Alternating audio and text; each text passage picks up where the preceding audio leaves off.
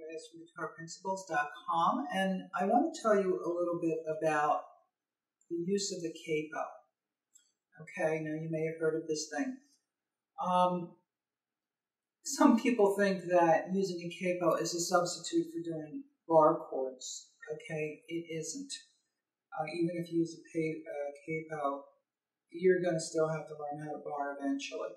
What this really does is it changes the key that I'm playing in and allows me to keep using the same easy chord forms. So what do I mean? I mean, if I'm playing a song down here and those notes are just too low, the song is just pitched too low in that place on the guitar, I can take the capo and I can put it, say, at the 5th fret. I might try. And this is what you do. You just try different places for your voice in a particular song. But the way it works is that that capo clamps down across all strings, and it takes the place of the nut up here.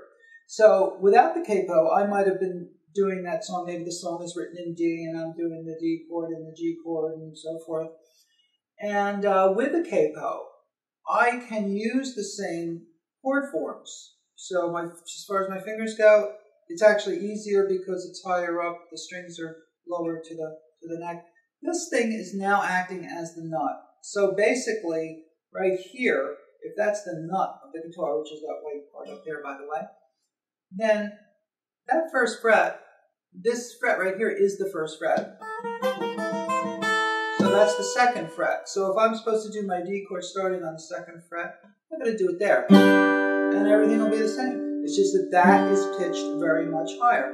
Now, that would be the same as if I, say, took a D chord, and I'll use these fingers, 2, 3, and 4, and I slide it all the way up to the 7th fret, and then I put that finger there, I have the same thing. But now my finger would be acting like the capo, and I've moved that D chord from all the way up, and when I do that, it becomes another letter named chord, it becomes a G chord. Okay? So the capo does mean that I don't have to keep barring across here, and I can just put that D shape down as I do. Okay, so that takes care of the barring for me, and I just do the D chord in the easy way that I do it in there. I'm not going to do the A7. I just do it there. Now the pitch is all higher. The strings are tighter. It's higher up on the neck. So the key is actually different. I'm not actually playing a D chord, even though it's a D chord shape. I'm really playing a G chord.